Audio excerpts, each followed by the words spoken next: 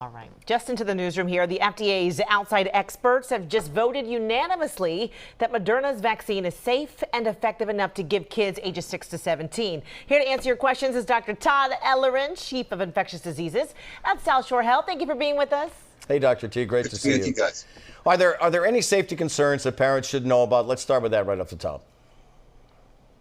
There doesn't look like there are any. I mean, the bottom line is, Moderna, it's been a while. They applied for an EUA about a year ago, and the FDA said no based on rare cases of myocarditis. Since that time, we have not seen really any cases of myocarditis in the clinical trials tested with kids. There were no cases. So I think things are looking good. Again, we'll have to see what the real world experience is. But overall, the FDA is feeling very good about this vaccine. In fact, we just heard that there was a 22-0 unanimous vote that Moderna received the EUA for kids 12 to 17, so those adolescents, as well as a 22-0, a unanimous vote for kids 6 to 11. That the benefits of the Moderna vaccine in these kids outweighs the risks. Remember, that's the FDA advisory group. Yeah, and just to remind everyone at home, EUA, emergency use authorization. Yeah.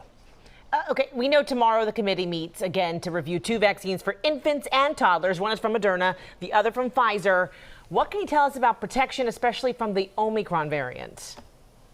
Right. Well, Jessica, I think what's important to know is these trials, they saw about thousands of kids, but there weren't that many COVID cases. So it's hard to say that there was a statistically significant difference. For instance, with Pfizer, there were 10 cases of symptomatic COVID out of about 1,000 kids, and 8 of them were in the placebo group and 2 of them were in the vaccine group. Now, that's good news, right? But still, it's too small of numbers. But what we know is both Pfizer and Moderna vaccines led to a significant boost in immunity, which is what the FDA really is going to look at, that and safety, to give the authorization tomorrow. One thing I want to emphasize, though, is that when you look at the kids in the 5 to 11 group that have already been authorized, the Pfizer vaccine has already been authorized in this group, only 1/3 of the kids have actually received 1 dose across the country.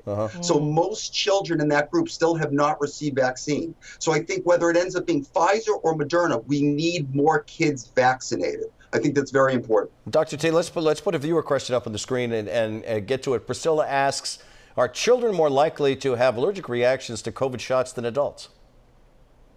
And the answer is no. Kids are no more likely to get allergic reactions from the vaccine than adults. And the majority of anyone getting COVID vaccines, very few allergic reactions. I think that's important. The most common reactions, whether it's kids or adults or those injection site reactions, they tend to be mild to moderate. They tend to go away within 36 hours.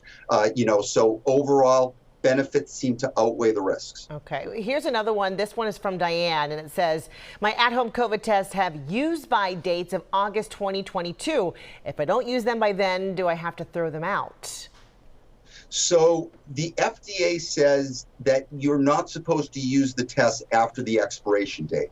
Where it gets a little confusing is that you can have extensions of the expiration dates through shelf life testing. So in the beginning, when these tests are first authorized, generally they're only sitting on the shelf for about 4 to 6 months. So that's initially what the expiration date is. But then now that we've had some of these at-home tests for over a year, there is extensions on this. So you can go to the FDA website to see if there is an extension on the shelf life. But with that said, beyond the expiration date, we're not supposed to use those tests. Dr. Chi, great to see you. Thanks for your expertise. Thank you. You too. Take care, guys.